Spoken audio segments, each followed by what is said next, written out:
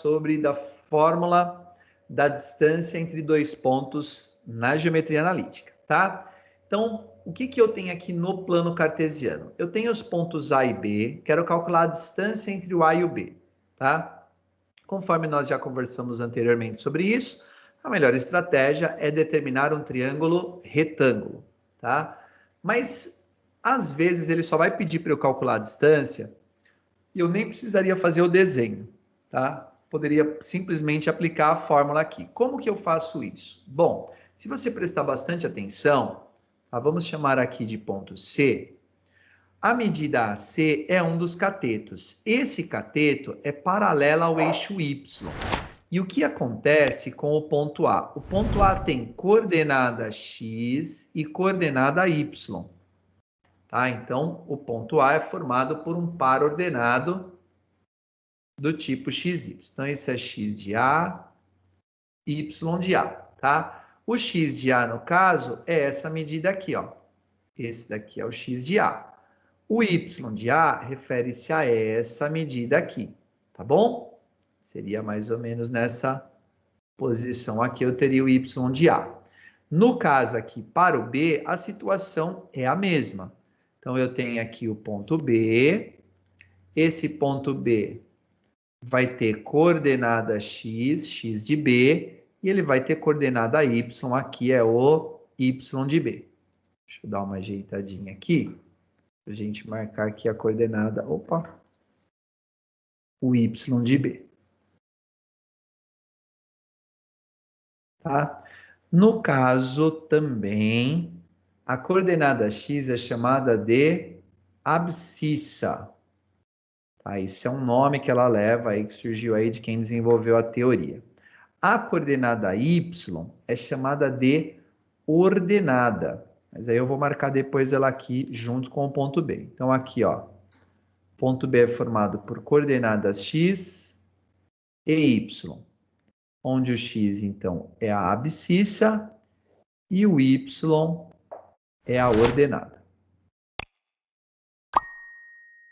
Então, o eixo X é o eixo das abscissas, o eixo Y é o eixo das ordenadas, tá? Isso às vezes aparece em enunciados de exercícios. Bem, vamos voltar então aqui para a situação. O que seria então essa distância AC? Seria a distância entre o Y de A e o Y de B. Como é que eu calculo uma distância? Basta fazer a diferença entre um valor e outro. Então, se eu fizer aqui, ó, y de A menos y de B, eu vou ter essa distância, tá certo? Que é a distância vertical entre o ponto A e B. Da mesma forma, eu procedo em relação ao eixo X. Então, se eu tomar essa distância aqui, ó, que distância que é essa? É a distância do X de A até o X de B. Então, basta fazer X de A menos X de B. Professor, e se esse valor ficar negativo? Não tem problema. Por quê? Porque no momento em que você colocar na fórmula, os valores são elevados ao quadrado. Lembre-se do teorema de Pitágoras, a hipotenusa ao quadrado é igual à soma dos catetos ao quadrado. O DAB, a distância de A até B, é a hipotenusa. Esse x2 menos x1, y2 e menos y1, tá? São exatamente os catetos, tá? Então, x2 menos x1 é um cateto, tá? Cuidado, não é o x que é o cateto, tá bom? É a diferença entre os valores. E o y2 menos y1 é o outro cateto. Então, os dois ao quadrado, só que aí, para calcular a hipotenusa, o que eu faço com o quadrado? Passo ela como raiz. Então, voltando, se o valor estiver negativo, não vai haver problema, porque ele vai ser elevado ao quadrado. E elevado ao quadrado, tanto faz, positivo ou negativo é a mesma coisa.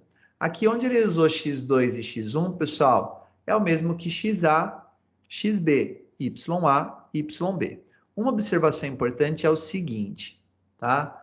Como está ao quadrado, isso não muda o resultado, mas para efeito de escrita, torna a sua resolução, digamos assim, um pouco mais elegante, tá? Do ponto de vista matemático. E isso, num vestibular, pode ser importante. Utilize sempre a mesma ordem. Então, se você vai do A para o B, você vai fazer xa menos xb, ya menos yb. Ah, não, eu quero inverter. Posso? Pode. Então, xb menos xa, yb menos ya. Prontinho, pessoal. É só isso, então. Para calcular a distância entre dois pontos, você faz a diferença entre as coordenadas, digamos assim, homônimas, tá? Que são relacionadas ao mesmo eixo. Então, você vai fazer x2 menos x1 ao quadrado, vai somar com y2 menos y ao quadrado.